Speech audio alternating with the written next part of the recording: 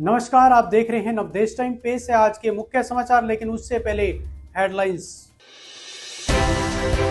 पश्चिमी यमुना नहर की होगी सफाई, 6 करोड़ 76 लाख रुपए में कार्य अलॉट। बायोमेट्रिक सिस्टम के विरोध में उतरे किसान, रोड जाम कर किया प्रदर्शन। सरस्वती नगर अनाज मंडी में तोल गड़बड़ी उजागर, 8 फर्मों पर किया 75,000 रुपए का जुर्माना। आयुष्मान योजना पर संकट, हॉस्पिटलों ने दी योजना से बाहर होने की चेतावनी। अब खबरें विस्तार से। पश्चिमी यमुना नहर की साफ सफाई का कार्य जल्द शुरू किया जाएगा। सिंचाई विभाग के अनुसार यह कार्य करीब 6 करोड़ 76 लाख रुपए की लागत से एक फर्म को अलॉट किया गया है और अगले 2-3 दिनों में काम शुरू हो जाएगा। मिली जानकारी के अनुसार सिंचाई विभाग के अधिकारियों ने बताया कि सफाई के दौरान नहर में पानी की आपूर्ति बंद नहीं होगी, बल्कि बहते पानी के बीच ही कार्य किया जाएगा। उन्होंने बताया कि नहर के बीच बने टापुओं से मिट्टी व रेत हटाकर उन्हें समतल किया जाएगा, जिससे पानी के प्राकृतिक प्रवाह में सुधार होगा। विभाग के अनुसार पिछले कई वर्षों से नहर की लीज न होने के कारण इसमें काफी मात्रा में रेत व मिट्टी जमा हो गई है। ऐसे में सफाई कार्य पूरा होने के बाद नहर की जल क्षमता बढ़ेगी और पानी का प्रवाह सुचारू रहेगा।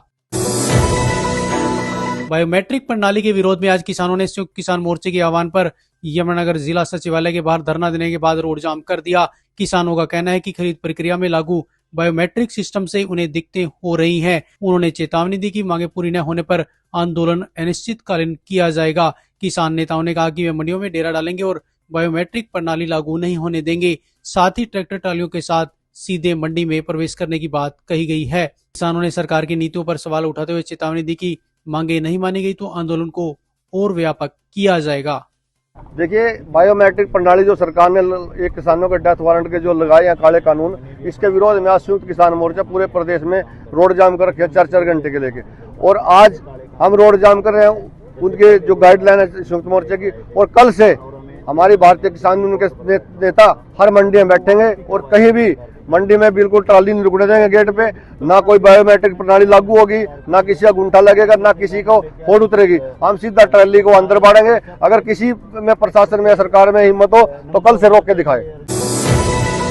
यमुनानगर की सरस्वती नगर अनाज मंडी में गेहूं की तोल में अनियमितताओं का मामला सामने आया है। भारतीय किसान यूनियन सहित भगत सिंह के सदस्यों ने मंडी में पहुंचकर जांच की, जिसमें गेहूं की बोरियों में अधिक वजन और फर्सी कांटों से तोल किए जाने की शिकायतें मिली। किसानों ने आरोप लगाया कि गलत तोल के कारण उन्हें आर्थिक नुकसान हो रहा है। इस दौरान यूनियन कार्यकर्ताओं ने नारेबाजी कर दोषियों के खिलाफ कार्रवाई की मांग की। वहीं मंडी सचिव अवतार सिंह ने कार्रवाई करते हुए 8 फर्मों पर करीब 75,000 रुपए का चालान किया है। अधिकारियों ने चेतावनी दी कि भविष्य में लापरवाही बर्दाश्त नहीं की जाएगी। वहीं किसान नेता जसप्रीत सिंह ने कहा कि यदि व्यवस्था में सुधार नहीं हुआ तो किसान आंदोलन करने को मजबूर होंगे। जब इस मंडी में पहुंचे तो यहाँ पाया गया कि फर्शी मंत्री के चक्कर लगा। जैसे ही पता लगा भी यहाँ किसान यूनियन पी गई शहीद भगत सिंह की टीम यहाँ पहुंची है, अभी चलान करवा रही है सेक्रेटरी साहब के सहयोग से, तो आनंद फानंद में फर्शी कंडे लकोरी भी गई और लगभग 75,000 रुपए का जुर्माना इस मुस्ताबाद मंडी के अंदर होया। हम सेक्रेटरी साहब का बहुत बहुत धन्यवाद करा, जिन्होंने किसानी के ऊपर पहरा देते हुए इन्होंने एक बारी भी नहीं कहा। इन्होंने कहा ठीक बात है कि आपका हक है कि आप कंप्यूटराइज कंडे गए तलवामा इसमें, तो हमने भी इनका भी धन्यवाद करें और अपने किसानों भी धन्यवाद। हरियाणा में आयुष्मान भारत योजना को लेकर बड़ा संकट खड़ा होता नजर आ रहा है। इंडियन मेडिकल एसोसिएशन हरियाणा ने स्वास्थ्य प्राधिकरण को पत्र लिखकर चेतावनी दी है कि मांगे पूरी न होने पर निजी हॉस्पिटल योजना से बाहर हो सकते हैं।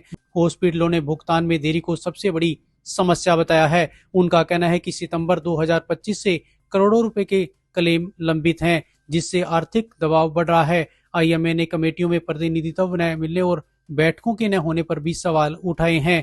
उनका कहना है कि इससे नए हॉस्पिटलों के पैनल और सेवाओं की मंजूरी प्रभावित हो रही है। आईएमए ने चेतावनी दिया कि यदि 20 अप्रैल 2026 तक समस्याओं का समाधान नहीं हुआ तो हॉस्पिटल आयुष्मान योजना के तहत सेवाएं बंद कर सकते हैं, जिससे लाखों मरीजों पर असर पड़ सकता है।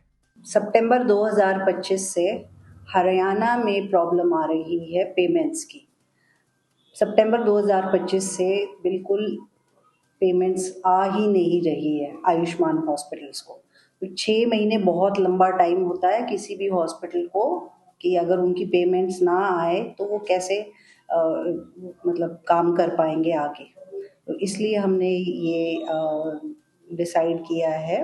परसों हमारी मीटिंग हुई थी ऑनलाइन, उसमें ये तय हुआ है कि हमने सारों ने सरेंडर लेटर्स हमें दिए हैं। अभी प्रक्रिया चल रही है, लोगों के सरेंडर लेटर्स हमारे पास आ रहे हैं। अगर 20 अप्रैल तक इस पे कोई कार्रवाई सरकार की तरफ से नहीं होती है, कोई हमें नज़र नहीं आता कि कोई स्टेप लिया जा रहा है, तो 20 से फिर हम ये सरेंडर लेटर सरकार को पहुंच जाएंगे। तो ये थे आज के मुख्य समाचार। ताज़ा तरीन खबरों के लिए जुड़े रहें नवदेश टाइम के साथ। नमस्कार।